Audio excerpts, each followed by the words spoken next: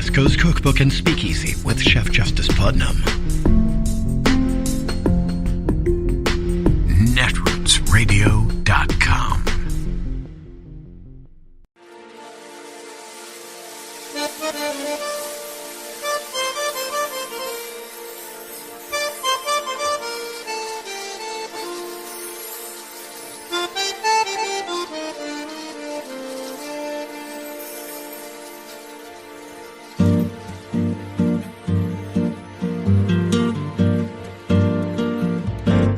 Je voudrais du soleil vert, des dentelles et des théières, des photos de bord de mer, dans mon jardin d'hiver.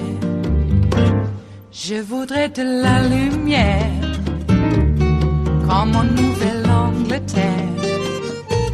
Je veux changer d'atmosphère, dans mon jardin d'hiver. Ma fleur sous la pluie de novembre, tes mains qui courent, je n'en peux plus de t'attendre. Les années passent, il est loin, là je tombe. Nul ne peut nous entendre. Je voudrais du Fred Astaire, revoir un latte. Carol Lennox, take us through your stunning reporting, which broke at 6:58. And I had a feeling of, missed it by 58 minutes, but I'm so excited to get to talk to you today. I wish we had been about 2 days earlier, honestly. So 58 minutes, that would have been happy for that.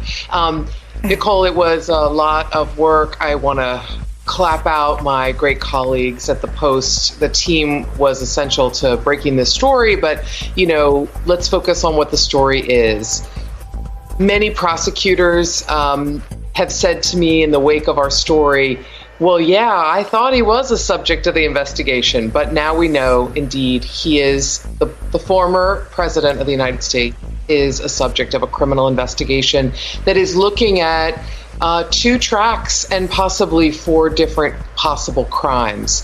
That includes investigating the possibility that Trump and his allies engaged in seditious conspiracy to obstruct a government proceeding, conspiracy to defraud the U.S. government, also a series of sort of a grab bag of fraud in which they could have used the Department of Justice to try to block that proceeding, but also to try to use the Department of Justice and other levers of the government to defraud the American public, to push a criminal agreement that involved pushing a big lie and trying to overturn the results of the election. The other thing we learned was that, and this was the startling thing to me, was that the Justice Department had obtained the phone records of senior and junior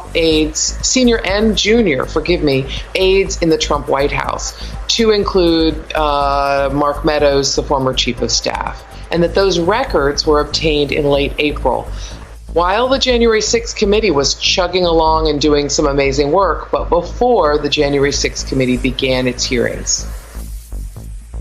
That's amazing. Carol, we tried to piece together a timeline of our own, because that nugget about Mark Meadows' phone records is so interesting in terms of the timeline for when the Justice Department decided not to prosecute him the way they have Steve Bannon. Let me just put that up and go through some of this with you. In January, DOJ confirmed an investigation into the fake electors. In April, Ali Alexander says he received a DOJ subpoena. At the end of April, DOJ first starts requesting the transcripts. First time we find out that they've asked for transcripts from the Select Committee. Also in April, they received the phone records of Trump officials, which includes Mark Meadows, we know from your incredible reporting. Then June 3rd, DOJ declines to prosecute Meadows for contempt. Do you think that they were, on another track by then with Meadows? Is that a fair assumption, Carol? Nicole, I have to say that I can't say with certainty. I'm so glad, by the way. I love a timeline, and we've made some similar ones. So you and I are on the same track with that regard. In that regard, I don't like to say what I don't know, and I don't know if the access to his call data records related in any way to deciding not to prosecute.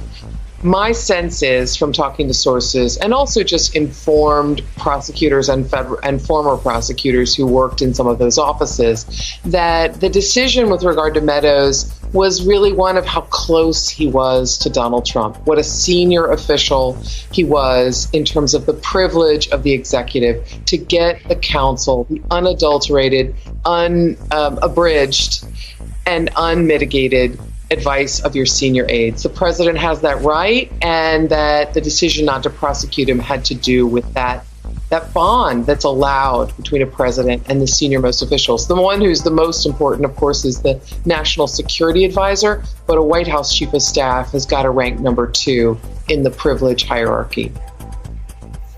So, Carol, back to then, though, what DOJ and a criminal probe would be doing with his phone records. I mean, that is the more intriguing part of what you're reporting about Meadows. And I only ask about declining to prosecute because it was such a sore spot for the committee. They publicly criticized that decision. But of course, no one knew until your story broke that Trump was very much the subject of the criminal investigation, the questioning. Can you talk about the kinds of questions that have been put to witnesses about Trump? Yes. So one of the sort of icing on the cake for this story, if you will, was great reporting by my colleagues about the kinds of questions that were being asked in the grand jury. And the kinds of questions were stunningly focused on Trump. For example, in the case of Mark Short and Greg Jacob, the questions hovered repeatedly around: what did Trump ask his lawyer to do? What did you hear Trump say? Then what was Trump's reaction when you or the vice president said that's not legal? These kinds of questions over and over again, like a water drill. And the amount of time focused on that would be, no big deal if a reporter was asking a ton of questions about what did Trump say, what did he do. It would be a bigger deal if an FBI agent kept asking a witness those kinds of questions. Mr. Short, Mr. Jacob, please tell me about the president. But when a prosecutor asks those questions in a grand jury, and almost, up to 75% of the questions are about that, that's a rough estimate, by the way. This is a prosecutor who's preparing for prosecution, who's preparing for trial. This is not a fishing expedition when you ask questions on the record in a grand jury. And what you are seeking to do most typically is get information on the record that's going to be valuable to you in bringing an indictment. I'm not saying the former president is going to be indicted. I'm saying the venue is important, and the fact that Donald Trump's actions were such a central piece is important, very important. It's not the only piece of information, by the way, that led us to report that Donald Trump is the subject of this, is a subject of the investigation.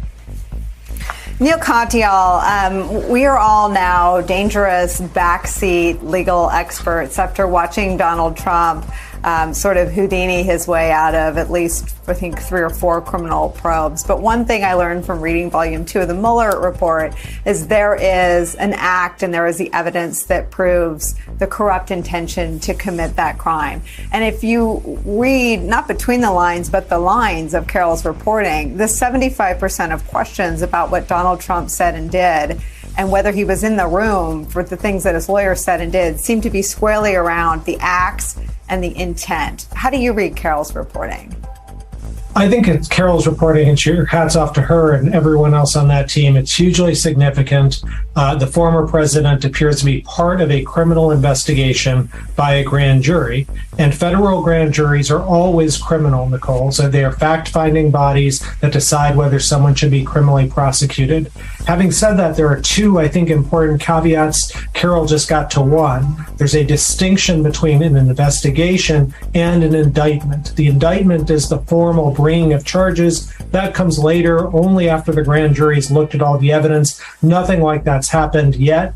At the same point, I think this is one of the rare times in American history, if ever, that a federal grand jury is looking at a former president and his conduct. The closest I know of is Richard Nixon, who was in 1975 interviewed by a grand jury for 2 days, but he'd already been pardoned for that very crime, Watergate, so he wasn't facing criminal liability. Here, Donald Trump arguably is. Now, the second distinction, which I don't think Carol got into, is the distinction between the subject and the target of a grand jury investigation. So a subject is someone who is within the scope of the federal investigation, that person has material information or something like that. They could also ultimately become a target, that is, someone who there's substantial evidence that the prosecution believes has committed a crime. But right now the reporting, and Carol, as a precise reporter, is reporting it this way, that it's only about the subject. They haven't made a decision to go after Donald Trump yet. They're asking a lot of questions, and both today and yesterday, I think, Carol, correct me if I'm wrong, you've gone a little further than the story. Yesterday on Lawrence, you said the questioning was dominated by Trump, at least with respect to one of the Pence aides, and today it sounded like you're saying that it occupied several hours and the like. That all suggests to me, that target is definitely a possibility here. It's not just that they're trying to get background information, but they're really trying to understand what did Donald Trump do and when did he do it.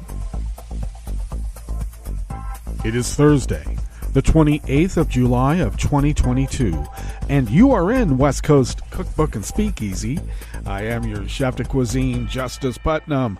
Gunner the English Bulldog is our snoozing sous chef, and our daily special is Metro Shrimp and Grits Thursdays. A little bit of jambalaya, a little bit of spice in your life. That's how we do it, just a little bit. How are you doing? We're going to survive another day. I'm predicting. Nothing is for certain now, but we are preparing to survive another day of record heat. And the heat is to be even hotter than it was yesterday, which was also record-breaking. Yeah, we got to 109 yesterday, which is not as hot as other days had been, because we got up to 111 here in Rogue River a few days ago, which is what we are expecting to achieve today, 110 to 111, which means could be 115. We'll see.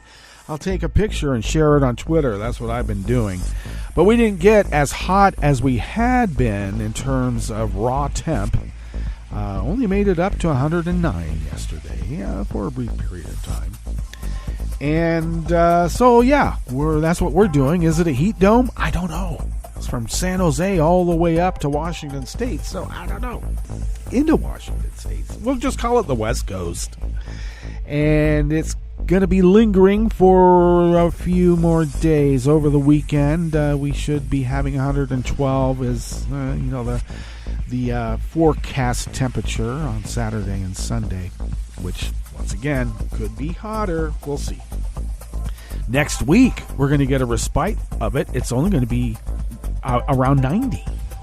Might have to, I like to joke and say, we'll wear a sweater. But you can actually tell a big difference between 115 and 90. Gunner the English Bulldog is snoozing. He's doing his job, and we love him for doing it. Okay, so Donald Trump has sent a cease and desist letter to CNN to get them to stop using the term big lie and that Donald Trump has been lying. What? What kind of mobster thinks up this kind of stuff? I don't know. Spoiled rich boy kind? Yeah. Jeez. Okay, I'm just saying, just because he partied at Studio 54 doesn't mean that, he's going to have a proper grasp on what it is to embrace humanity. He doesn't. So, I guess his new lawyers say, yeah, if we're going to go on offense, let's do it. Okay. All right. We'll see how that works, because once again, there's this little thing called discovery. You want to try to get CNN to stop using terms the big lie and lying because you can prove there was actual fraud that caused you to lose the election? Give me an effing break.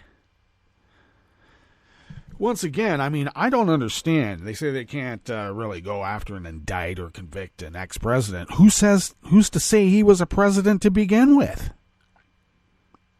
Who's to say he was ever legitimate? Yeah, we had to live with it. And we said, well, we're just going to have to live with it. The way to get over it is to vote him out. And we did. But that wasn't good enough for the little schmuck, was it? Okay. Well, one thing that he learned from the KGB, and I'm telling you, he's been groomed by the KGB, the FSB. All right? Let's be clear about this. It was bandied about back in the 80s. Kind of a joke, but still. And it turns out, oh, wow. Those little speculations we had that we thought were ha-ha. It's like, oh, no. Yes. Is the thing that he learned is that there's this thing called the long haul. Okay? Russian active measures aren't expecting results in a week.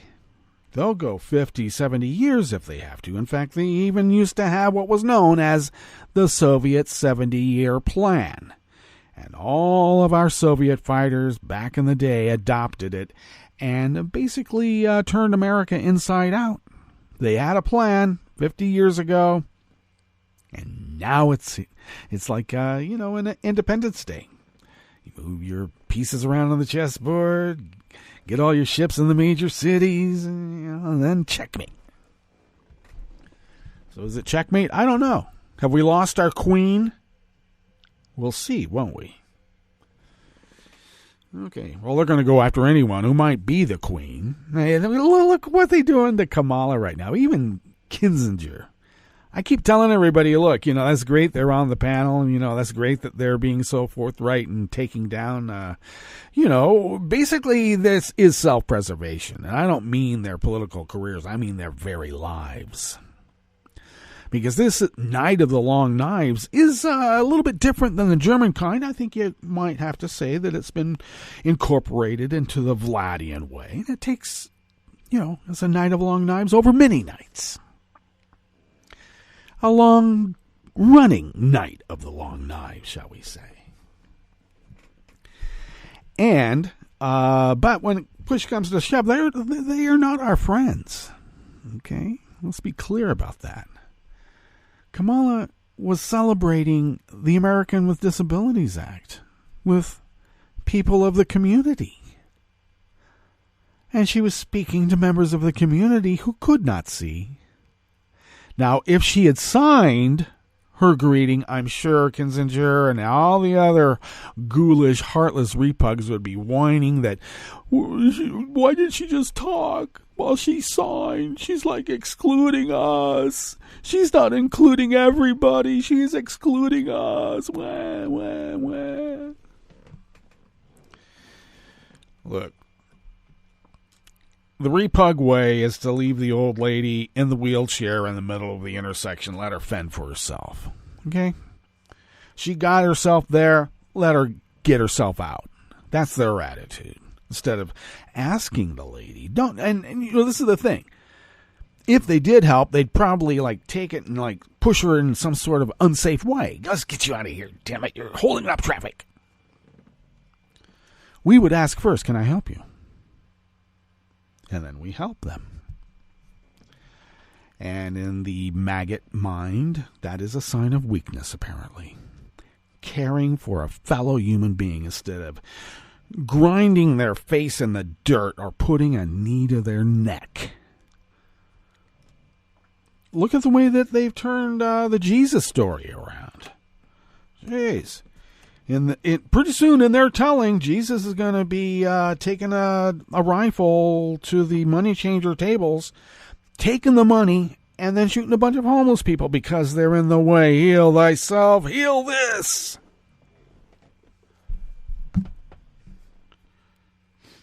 And then they go out there and they call themselves Christian nationalists, and you go, well, what, you're a Nazi? And then they're whining they're going to sue you now for calling them Nazis. You're the one that called yourself a Christian nationalist. Don't you know what a Nazi is, you idiot? Okay. I might be jumping around here, but I like it. What about Laverne Spicer out there in Florida? I love that gal. Oh, my God. She's been on this pronoun kick. It's so hilarious. You've seen it. There's no pronouns in the Constitution. Starts off with we the people. My God, lady. We hold these truths to be self-evident. What? There's no pronouns. And it always comes back to the concept of faith. I don't care what you say pronouns are. I learned about pronouns in the 60s from God. Really? Well, I would say that you're a heretic, lady, because God doesn't do pronouns. Okay? Anyway, her pronoun is I, me, mine. That's sort of mine, too, though. I, me, mine. Most of the time, though, they're I, me, wine. That's what I'm going to start saying their pronouns are. I, me, wine. Alrighty. So, we do have that curated part of the show, so why don't we just speak a little bit about what happened at the top there? When did Trump do it? Or what did Trump do and when did he do it? I like that one, Neil Cattell. Yeah, well, the DOJ is honing in on that question.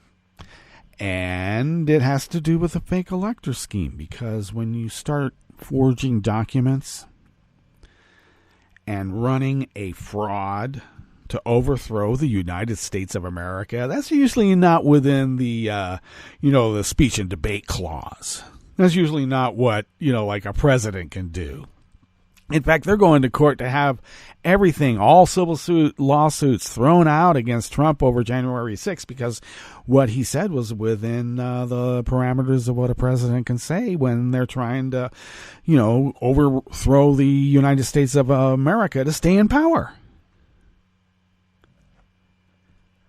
They're actually arguing that in court, that he had a right to get up there and incite that mob and get them to attack the Capitol because he was president.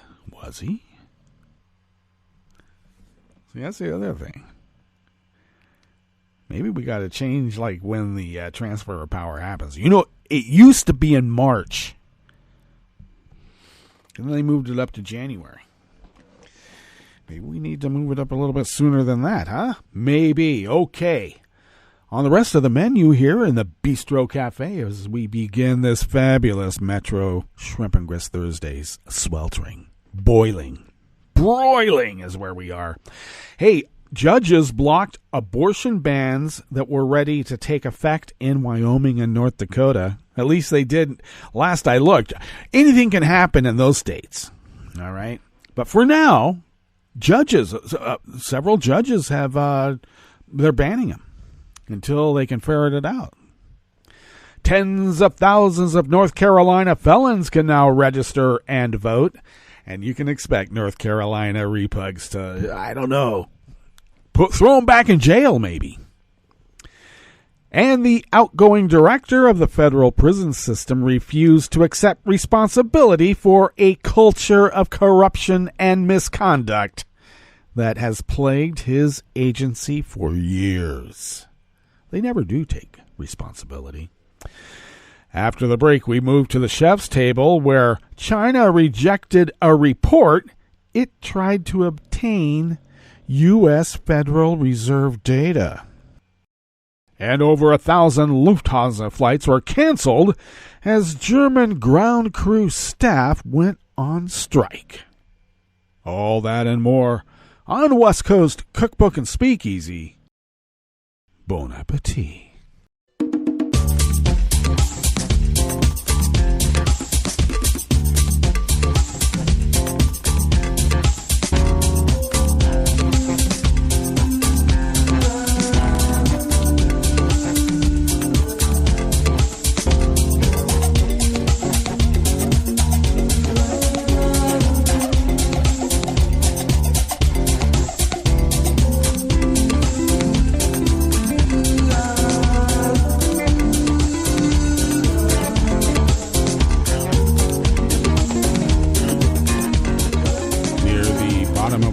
At netrootsradio.com. To the right of the page is the chat room link. The chat room is monitored by Kelly Lincoln, who will be at Netroots Nation in Pittsburgh this year, so stay tuned. That's in just a couple of weeks, by the way.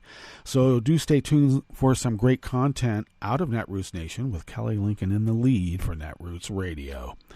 If you would look across the page from that chat room link near the bottom of our homepage at netrootsradio.com, you'll notice the Patreon link. And a lot of people know what that means, but I feel compelled to tell people who might just have stumbled upon us and want to know what's going on. Well, what's going on is that we have found that when we pay our bills, we can fly under the radar and continue this powerhouse of resistance against dark forces arrayed against not only the United States of America, but representative democracy around the world.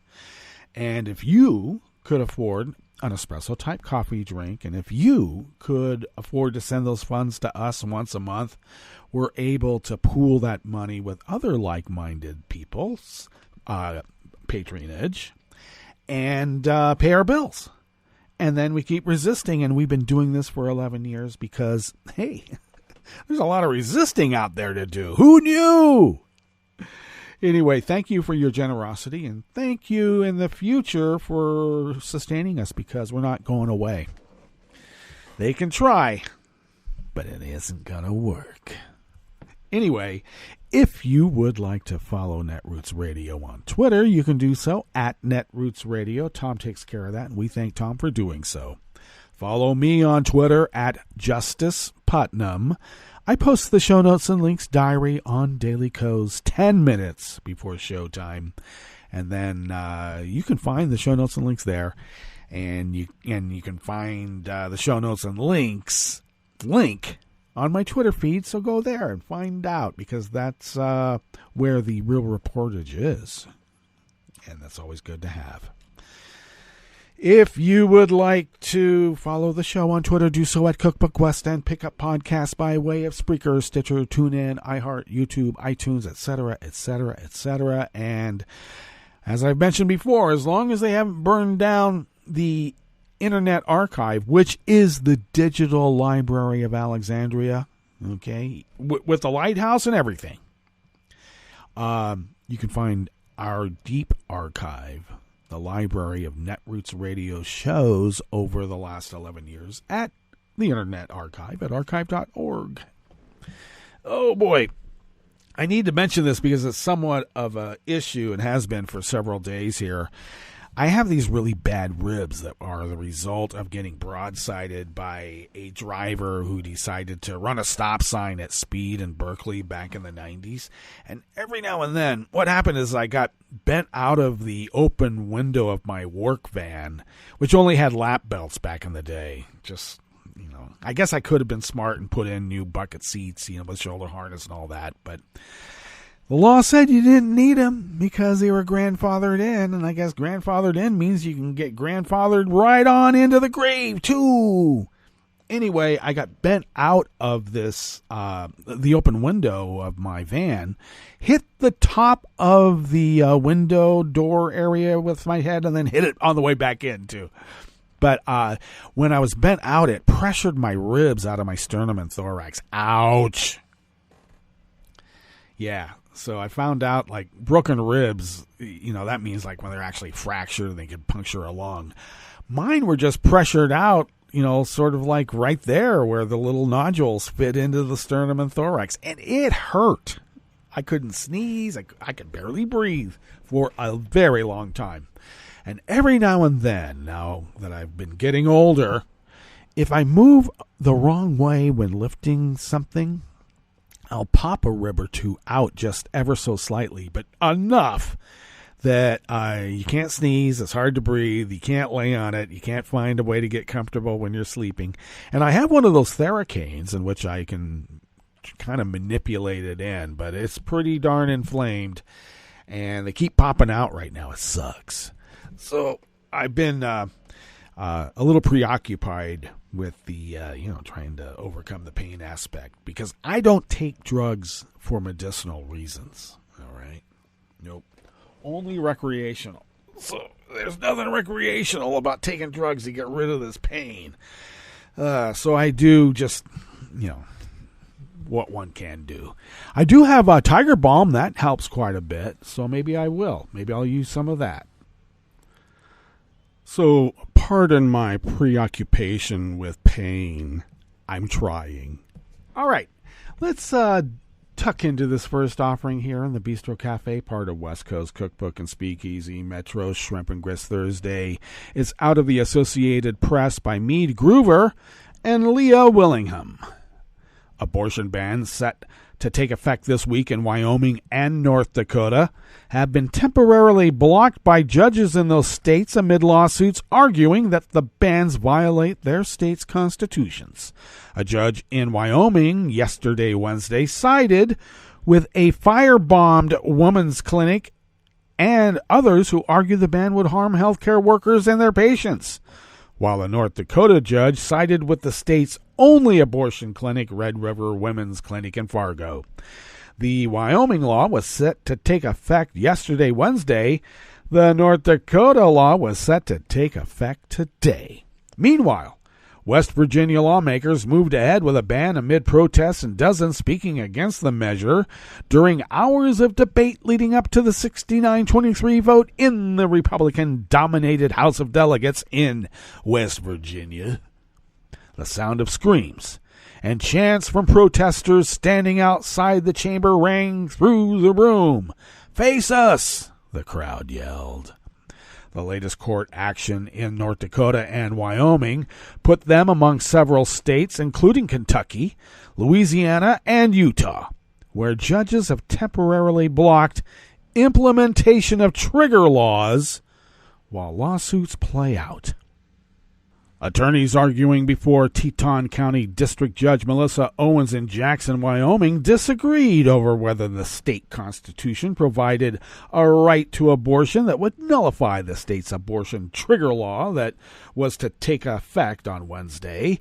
Owens proved most sympathetic, though, with arguments that the ban left pregnant patients with dangerous complications and their doctors in a difficult position as they balance serious medical risks against the possibility of prosecution. That is a possible irreparable injury to the plaintiffs. They are left with no guidance, Judge Owens said. Several states, including Wyoming, recently passed abortion trigger bans should the Supreme Court overturn Roe v. Wade, which happened on June 24th.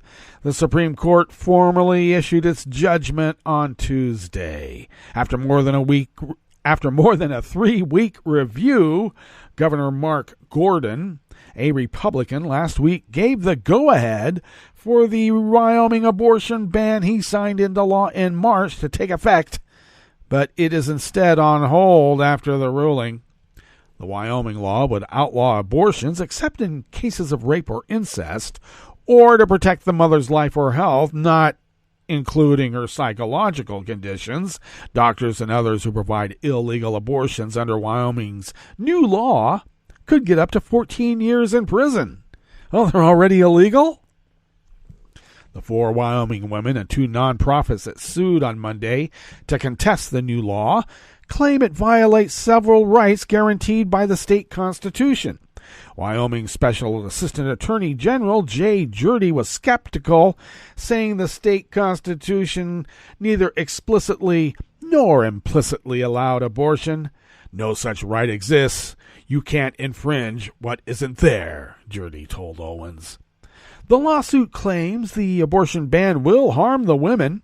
Two obstetricians, a pregnant nurse, and a University of Wyoming law student by outlawing potentially life-saving options for their patients or themselves. Those suing include a nonprofit opening a Casper Women's and LGBTQ health clinic, Wellspring Health Access that would have offered abortions. A May arson attack has set back the clinic's opening from mid-June until at least the end of this year. In North Dakota, Burleigh County District Judge Bruce Romanick sided with the state's only abortion clinic that the state had moved fast to let the law take effect. The clinic had argued that a 30-day clock should not have started until the Supreme Court issued its judgment on Tuesday. The ruling will give the Red River Clinic more time to relocate a few miles away to Moorhead, Minnesota, where abortion remains legal. North Dakota's law would make abortion illegal in the state, except in cases of rape, incest, and the life of the mother. But they really don't care about the life of the mother now, do they?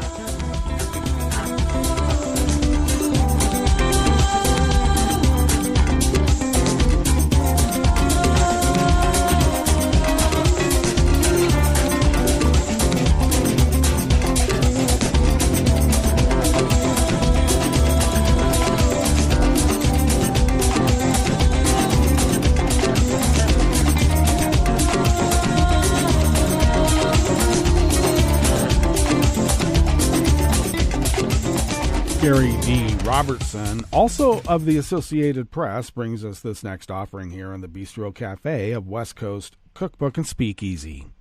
Tens of thousands of people serving punishments for felony convictions in North Carolina, but who are not behind bars, can now register to vote and cast ballots this fall after an appeals court ruling.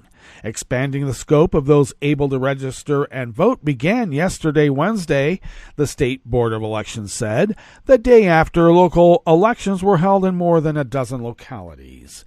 The change proceeds from litigation challenging a 1973 law that prevents someone convicted of a felony from having voting rights restored while they are still on probation, parole, or post-release supervision. More than 56,000 people in North Carolina were prevented from registering under the challenged law, according to evidence cited in a 2021 trial. North Carolina has more than 7.3 million registered voters, and statewide elections in the presidential battleground state are often close affairs. So any influx of voters could make a difference this fall when the ballot will feature statewide races for U.S. Senate and the state Supreme Court.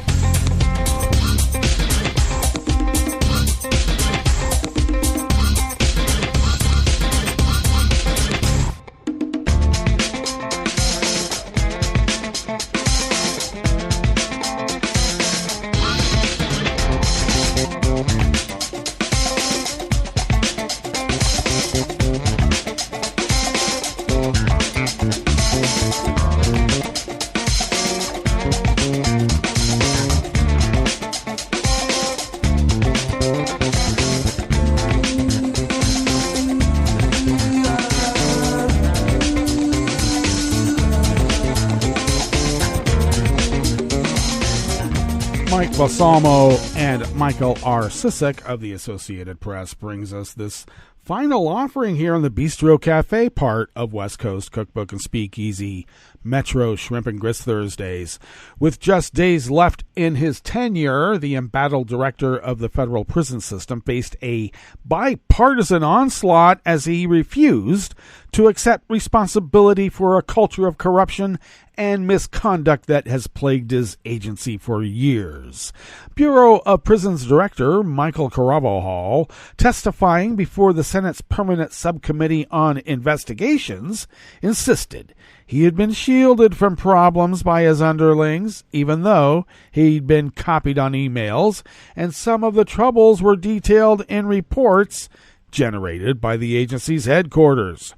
Caravajal, who resigned in January and is set to be replaced next week by Oregon State Prison Director Colette Peters, blamed the size and structure of the Bureau of Prisons for his ignorance on issues such as inmate suicides, sexual abuse, and the free flow of drugs, weapons, and other contraband that has roiled some of the agency's 122 facilities for the years of his tenure.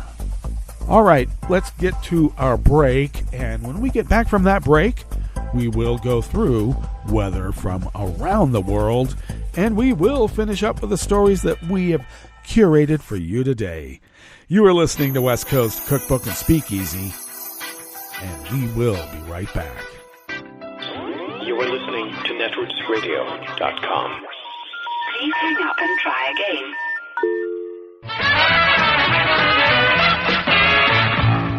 From a point at sea to the circles of your mind, a new force is at work for planetary transformation. New radio for a new Earth.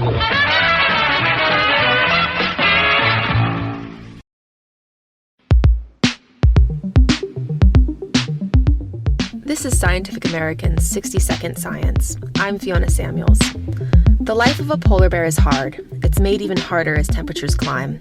The bears of the north largely depend on sea ice to survive, hunting seals that take a breath through gaps in the ice. For most bears, their feeding opportunities disappear as sheets of ice melt. Now, researchers have identified a new subpopulation of polar bears that may be able to survive longer thanks to their ability to use glacial ice as a sea ice alternative. Well, I've been working on polar bears for about 15 years, and this particular study was just really a wholly unexpected finding that came out of a much larger survey of polar bears along the east coast of Greenland. That's Kristen Lydra, a marine biologist at the University of Washington in Seattle, who was part of the team of scientists who spent years tracking polar bears in Greenland. They recently published their surprising findings in a paper in Science. We lay out the evidence for a previously undocumented and highly isolated subpopulation of polar bears living on the southeast coast of Greenland. We knew you could find polar bears in that area, but we just didn't think there were that many because it's not really a place you'd expect a lot of bears or bears to be able to persist for very long. Basically, the area wasn't expected to be particularly bear-friendly because it goes long periods of time without sea ice. Generally, polar bears will starve if there are more than 100 sea ice-free days during the year because they primarily rely on sea ice to hunt for seals and other prey. But these bears can supplement the sea ice-free days with glacial ice.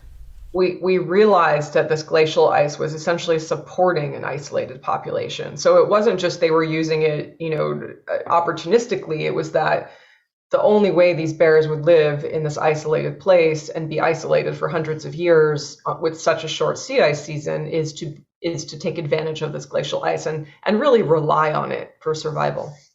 This adaptation may help these polar bears hang on longer than their distant neighbors who rely on sea ice. It's a hopeful story in the sense we found this new group of bears. We didn't know about them. They add this genetic diversity. It has to also be presented in the context of the whole Arctic and what we see we're headed for. And, the fact that all polar bears don't have this option and most don't. As climate change brings us closer to an ice-free Arctic, this group of polar bears may help scientists understand how the species might persist. Those that persist might look a lot like this subpopulation, living in similar environmental pockets. If we can monitor these bears for the next 10, 20, 30 years, we're going to learn a lot about how they do in an Arctic that continues to warm. But in the end, saving polar bears really comes down to one thing. If we care about polar bears, global climate action is the most important thing that we can do. For Scientific American's 60-Second Science, I'm Fiona Samuels.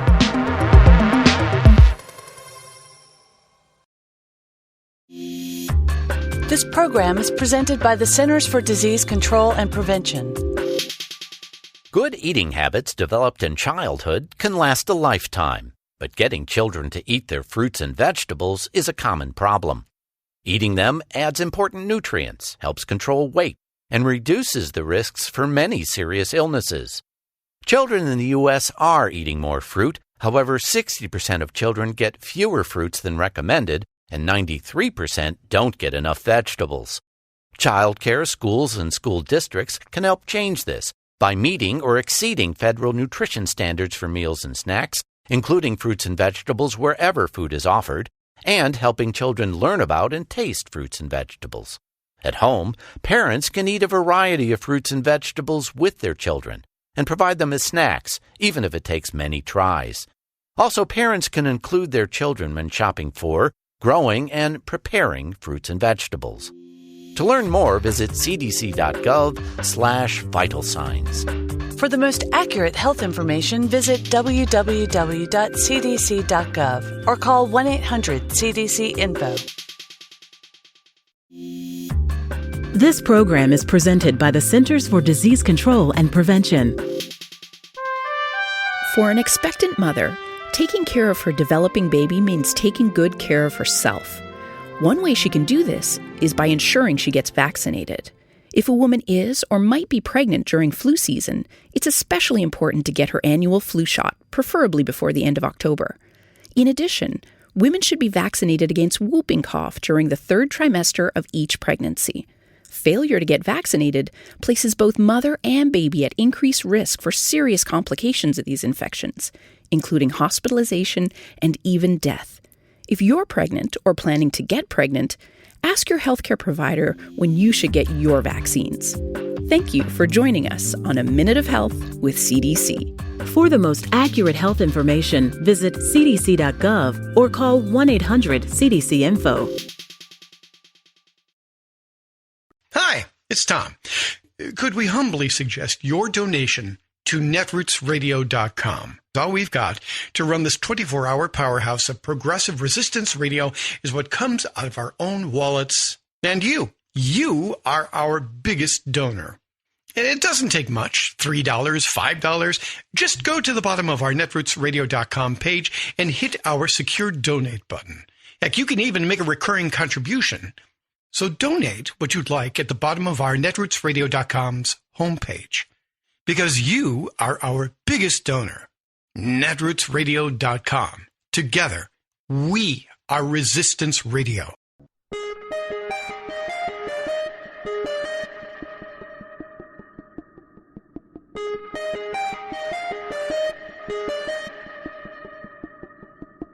Is the United States moving towards a state-sponsored religion? I'm Bill Newman, and this is the Civil Liberties Minute. Until recently, that question would be considered utterly preposterous, ridiculous, inane, impossible, because the First Amendment prohibits the government from making any law regarding the establishment of religion. The Establishment Clause prevents the government, federal, state, and local, from favoring, promoting, assisting, or endorsing religion, or any specific religion. Or so you thought.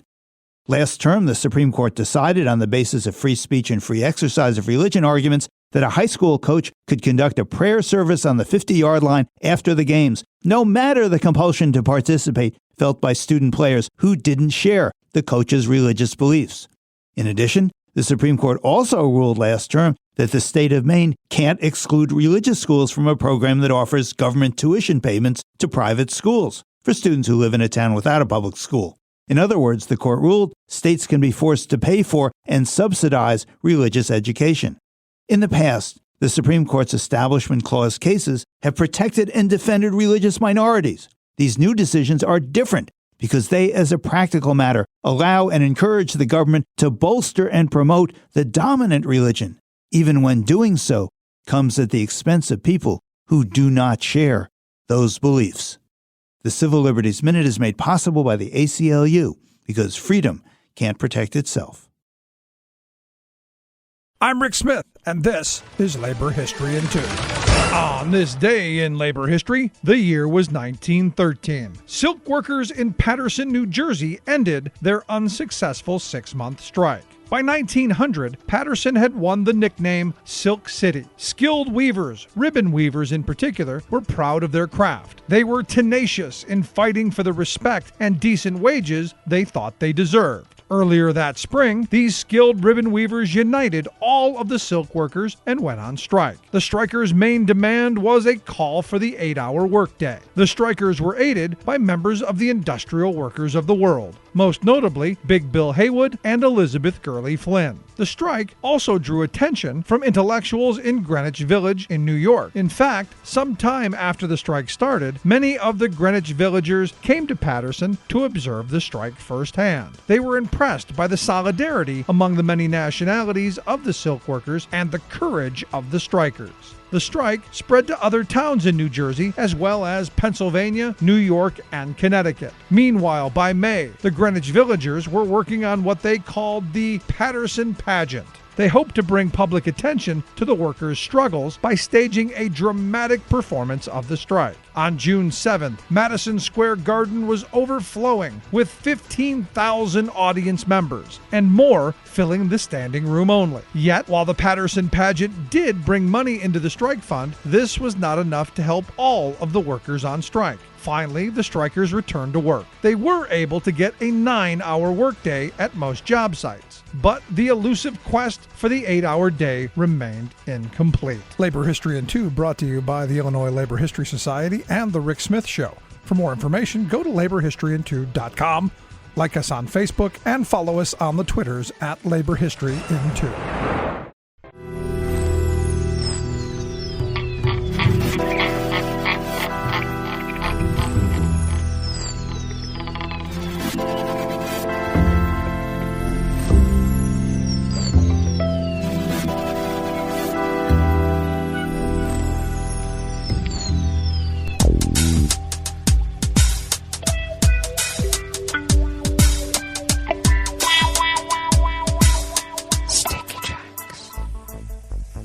Thank you for accompanying us here to the chef's table at West Coast Cookbook and Speakeasy Metro Shrimp and Grits Thursdays.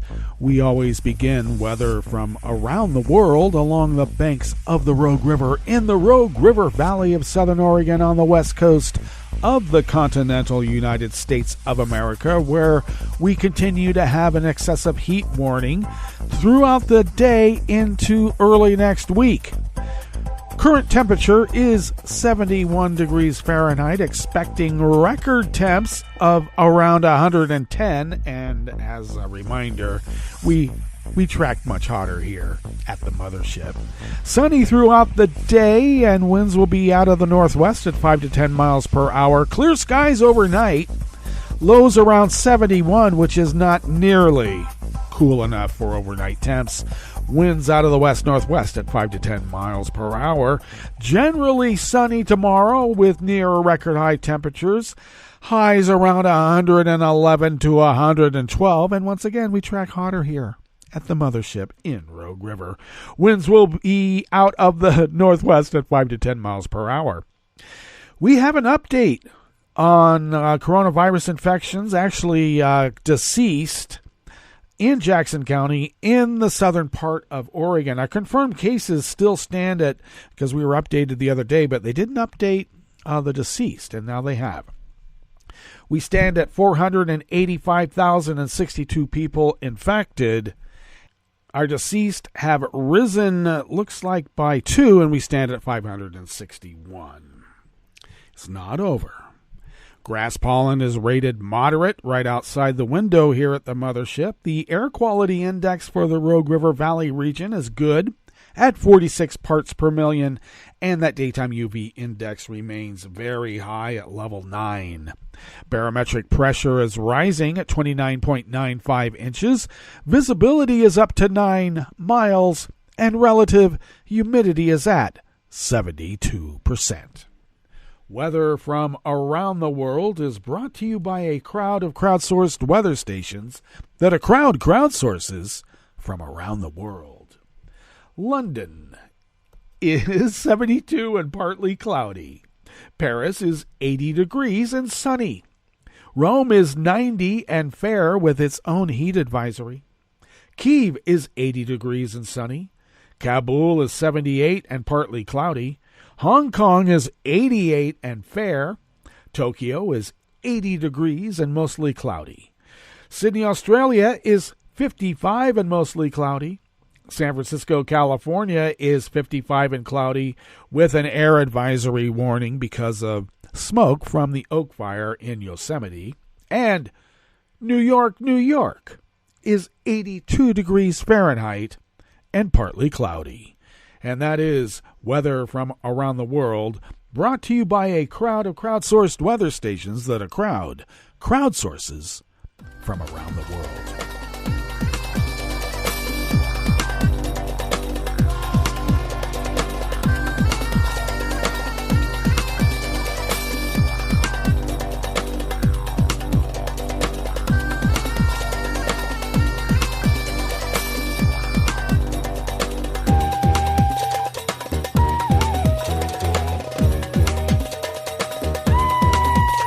Associated Press staff bring us this first amuse-bouche here at the chef's table at West Coast Cookbook and Speakeasy.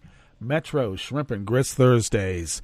China's government yesterday, Wednesday, rejected as a political lie a report by the Wall Street Journal that Beijing tried to recruit informants in the Federal Reserve System to obtain U.S. economic data.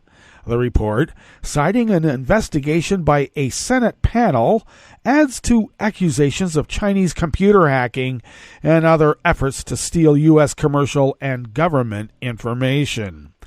The report has no factual basis, said a foreign ministry spokesman. The journal said Chinese authorities tried to recruit employees of the regional Fed banks by offering contracts. It said an employee who visited Shanghai in 2019 during U.S.-Chinese trade tension was threatened with prison to pressure the employee to disclose data, including about tariffs. The report you mentioned is a political lie fabricated by a few Republican lawmakers who harbor ill intentions, the spokesperson Zhao said in response to questions at a regular news briefing. He blamed Chinophobia and persecution mania. The journal said the Senate panel's report gave no indication whether sensitive information was lost in the decade-long effort that began in about 2013. It said internal Fed information could give insight into economic analysis, financial system oversight, and interest rate policy.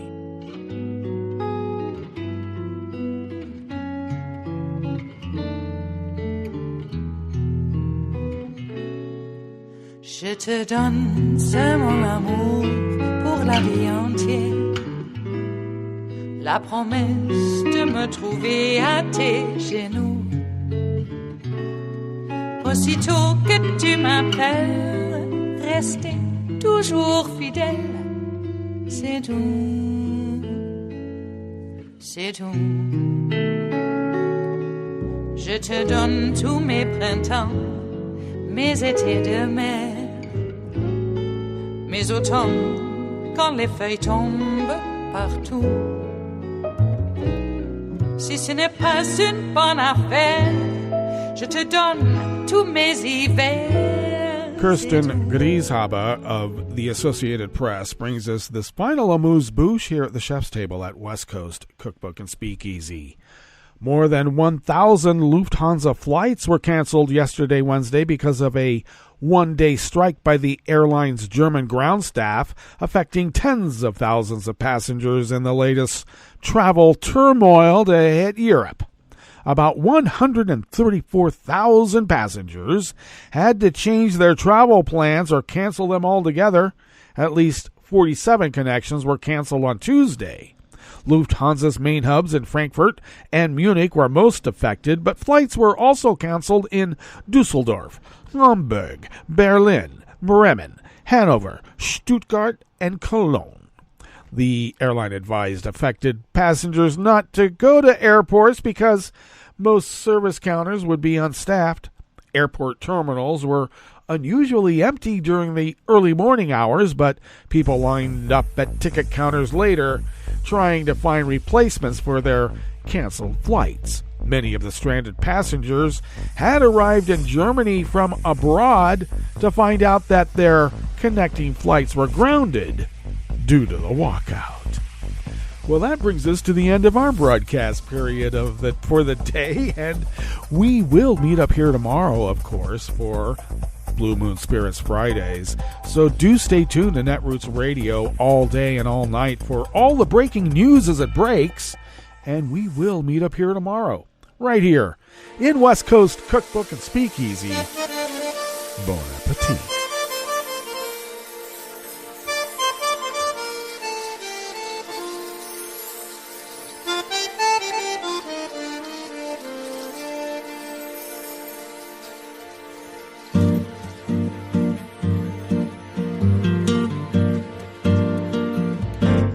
Je voudrais du soleil vert, des dentelles et des théières, des photos de bord de mer, dans mon jardin d'hiver.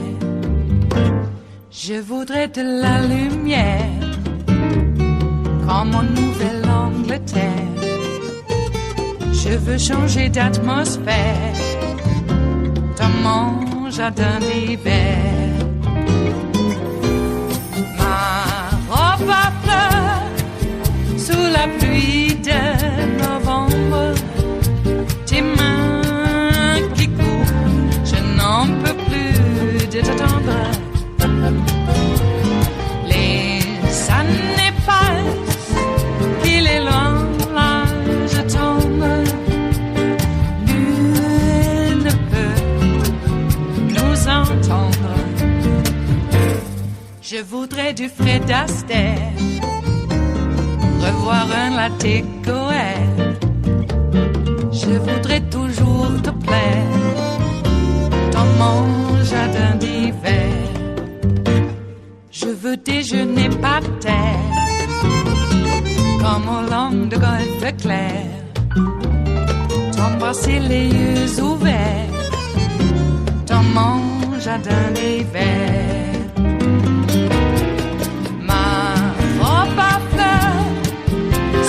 Pluie de novembre, tes mains qui courent, je n'en peux plus de t'attendre. Les années passent, il est loin, là je tombe. Nul ne peut nous entendre. Ba-da-da-dum-di-da-dum. Ba-da-da-dum-di-da-dum. Ba-da-da-dum-di-da-dum. Dans mon jardin d'hiver. Ba-da-da-dum-di-da-dum. Ba-da-da-dum-di-da-dum. Ba-da-da-dum-di-da-dum. Dans mon jardin d'hiver. Dans mon jardin d'hiver. Dans mon jardin d'hiver.